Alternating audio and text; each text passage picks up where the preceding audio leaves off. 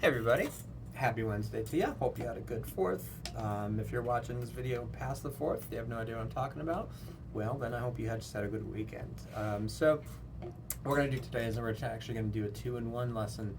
This one's going to start off with a very classic drumline warm-up, which a lot of my Southington High students, former, will know this one. And but what we're going to do is I'm also going to incorporate it into a very, very, very famous, perhaps the most famous drum fill, which I said I was not going to do, but you know we're going to have to do it. So this is a drumline warm-up, and then we're going to apply it to "In the Air Tonight" by Phil Collins, which I know everybody knows. So here it goes. So the drumline warm-up is very easy. It's 2s and 3s. So what you're going to do is you're going to start with your right hand. You're going to do groups of 2s. The spacing is going to be 1 E and 2 E and 3 E and 4 and then we do the same with the left. E and 2 E and 3 E and 4 and. So we got.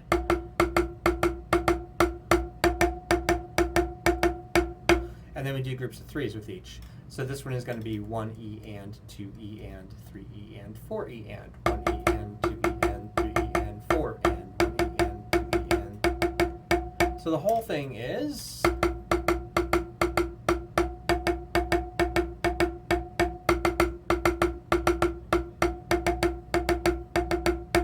and it's pretty easy. The more you do it, the faster you should go, the more intense it'll be. Don't go too fast that you start to tighten up or squeeze the stick though. If you're going that fast, it's too fast. And when you're doing this, you're looking for free strokes. You want to get that stick to bounce up. All right.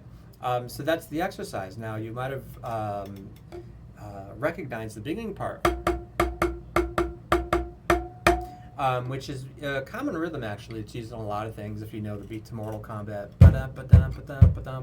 it's the same thing. So it's 2/16 notes arrest, 2/16 notes arrest, so on and so on and so on.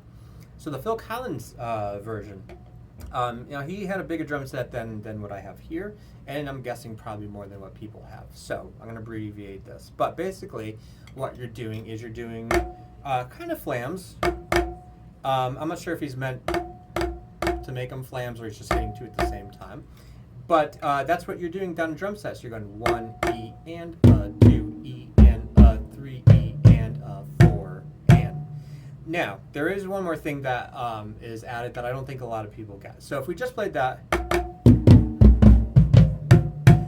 we get the classic In the Air Tonight fill. Now, there is a bass drum lightly played in between each one, so it's actually not a rest. So it's bass, bass, bass, bass, bass. So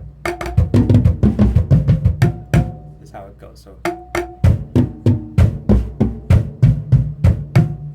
And once again, in its completion,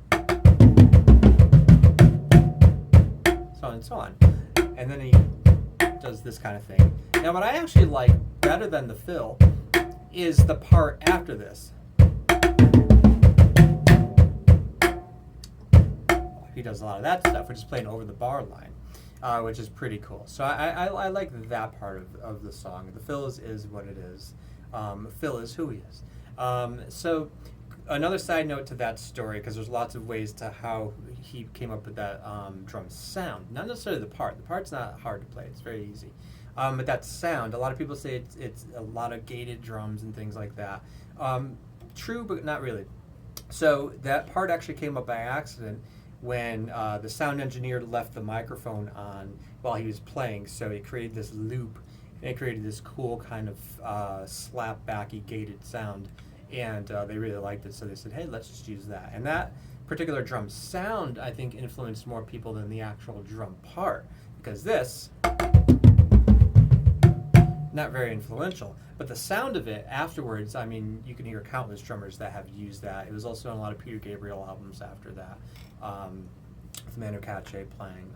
No cymbals on a lot of those albums, which is cool. But anyway, I'm rambling now. So anyway, that's how we turned an old drum line into In the Air Tonight. So not difficult to play, but once again, you got to get that bass drum in there. It just adds a little bit of feel. Anyway, that's it for this week. Hope you enjoy. If you have any problems, questions, you let me know. If there's something you want to learn, you let me know. And if not, then I'll just see you next week.